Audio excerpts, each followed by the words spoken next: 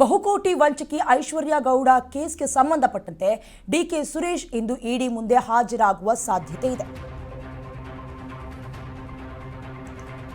ಬಹುಕೋಟಿ ವಂಚಕಿ ಐಶ್ವರ್ಯ ಗೌಡ ಕೇಸ್ಗೆ ಸಂಬಂಧಪಟ್ಟಂತೆ ಡಿಕೆ ಸುರೇಶ್ ಇಂದು ಇಡಿ ಮುಂದೆ ಹಾಜರಾಗುವ ಸಾಧ್ಯತೆ ಇದೆ.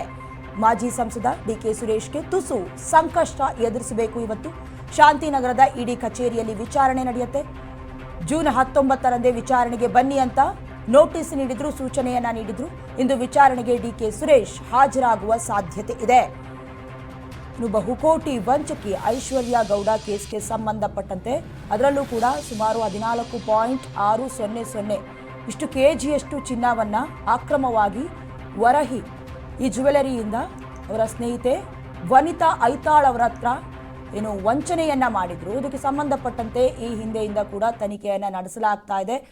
ಹಾಗೆ ಏನು ಈಗಾಗಲೇ ಡಿಕೆ ಸುರೇಶ್ಗೂ ಕೂಡ ಇಡಿ ನೋಟಿಸನ್ನು ಕೊಟ್ಟಿತ್ತು, ವಿಚಾರಣೆಗೆ ಹಾಜರಾಗಬೇಕು ಅಂತ. ಈಗಾಗಲೇ ಕೆಲವೊಂದಷ್ಟು ರೂಲ್ಸ್ ಆ್ಯಂಡ್ ಕಂಡೀಷನ್ಸ್ ಮೇಲೆ ಬೇಲ್ನಿಂದ ಹೊರಗಡೆ ಕೂಡ ಉಳ್ಕೊಂಡಿದ್ದಾರೆ. ಈಗಾಗಲೇ ವಿನಯ್ ಕುಲಕರ್ಣಿ ಅವರು ಕೂಡ ಈ ಒಂದು ಕೇಸ್ನಲ್ಲಿ ಅವರ ಹೆಸರು ತಳುಕು ಹಾಕೊಂಡಿತ್ತು.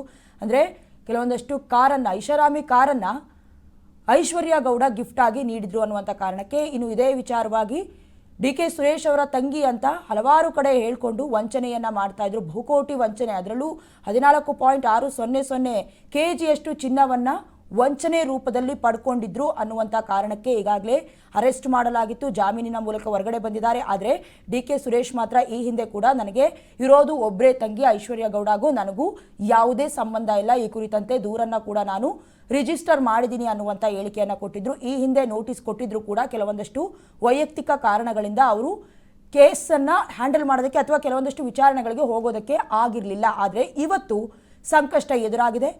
ಐಶ್ವರ್ಯ ಗೌಡ ಕೇಸ್ಗೆ ಸಂಬಂಧಪಟ್ಟಂತೆ ಇವತ್ತು ವಿಚಾರಣೆಯನ್ನು ಶಾಂತಿನಗರ ಇಡಿ ಆಫೀಸ್ಗೆ ಹೋಗಿ ಅಲ್ಲಿ ಕೆಲವೊಂದಷ್ಟು ಹೇಳಿಕೆಗಳನ್ನು, ಪ್ರಶ್ನೆಗಳನ್ನು ಕೇಳಲಾಗತ್ತೆ. ಅದಕ್ಕೆ ಉತ್ತರವನ್ನು ಡಿಕೆ ಸುರೇಶ್ ಕೊಡಬೇಕಾಗತ್ತೆ. ಇವತ್ತು ಡಿಕೆ ಸುರೇಶ್ಗೆ ನೋಟಿಸನ್ನು ಕೊಟ್ಟಿರೋದ್ರಿಂದ ಏನಂತ ವಿಚಾರಣೆ ನಡೆಯುತ್ತೆ ಅಥವಾ ಯಾವ್ಯಾವ ಪ್ರಶ್ನೆಗಳಿಗೆ ಉತ್ತರಿಸಬೇಕಾಗತ್ತೆ ಎಲ್ಲವನ್ನ ಕೂಡ ಕಾದು ನೋಡಬೇಕು. ಇಲ್ಲಿವರೆಗೂ ಕೂಡ ನಾನು ಡಿಕೆ ಸುರೇಶ್ ಅವರ ತಂಗಿ ಅಂತ ಹೇಳ್ಕೊಂಡು ವನಿತಾ ಐತಾಳ್ರ ಹತ್ರ ಕೂಡ ಕೋಟ್ಯಾಂತರ ರೂಪಾಯಿ ವಂಚನೆಯನ್ನ ಎಸಗಿದ್ರು.